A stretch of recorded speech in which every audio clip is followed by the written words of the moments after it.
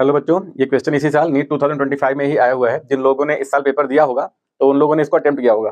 अब इस क्वेश्चन को देखो, पढ़ने में इतना लंबा चौड़ा क्वेश्चन दे रखा है। अब क्वेश्चन पढ़ने में आपको 20 सेकंड इसमें लग जाएगा, तो क्वेश्चन को करने के लिए कितना टाइम मिलेगा? 20 से 30 सेकंड। अब क्वेश्चन तो आसान है, इतना मुश्किल नहीं है, लेकिन जल्दी कैसे होगा ये बहुत जरूरी होता है। नीट में क्वेश्चन को करना ही बड़ी बात नहीं है, उसको जल्दी कैसे करें इसकी प्रैक्टिस होनी चाहिए।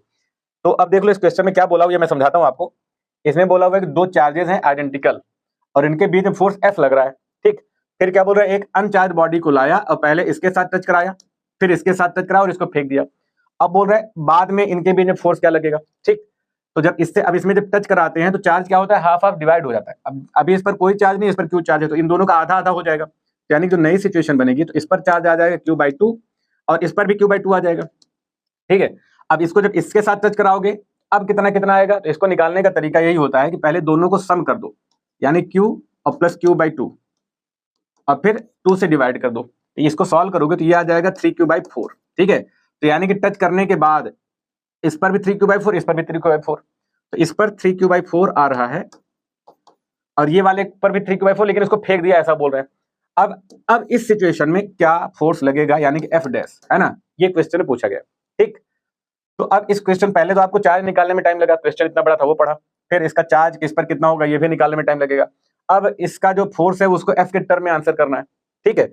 अब इसको कैसे करोगे, अब इसका देखो तरीका ये है कि अगर मैं इन दोनों के बीच में फोर्स का फार्मूला लिखूं तो ये हो जाएगा F = K Q1 Q2 upon R square, ये तो हमारा फार्मूला होता है। अब जब भी किसी इस फोर्स को इसके टर्म में लिखना है ना, ठीक है, एक तरीके से इसमें आप रेशियो वाला कंडीशन लगा सकते हो।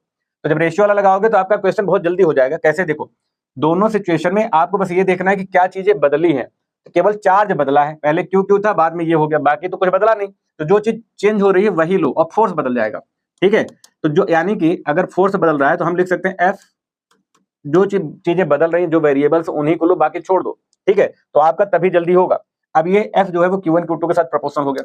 अब यहां से हम फार्मूला बना सकते हैं F डैश अपॉन F, ठीक है, equal to Q1 dash Q2 dash और डिवाइड बाई Q1 Q2। सारा लेके चलोगे तो टाइम ज्यादा लगेगा। अब यहाँ पर जो चीजें सेम है दोनों में ना, उसको हट लेना ही नहीं है, आंसर ऐसे ही आता है जल्दी। अब ये F डैश बाद वाला फोर्स है और F क्या है, इनिशियली क्या फोर्स था, वो F था।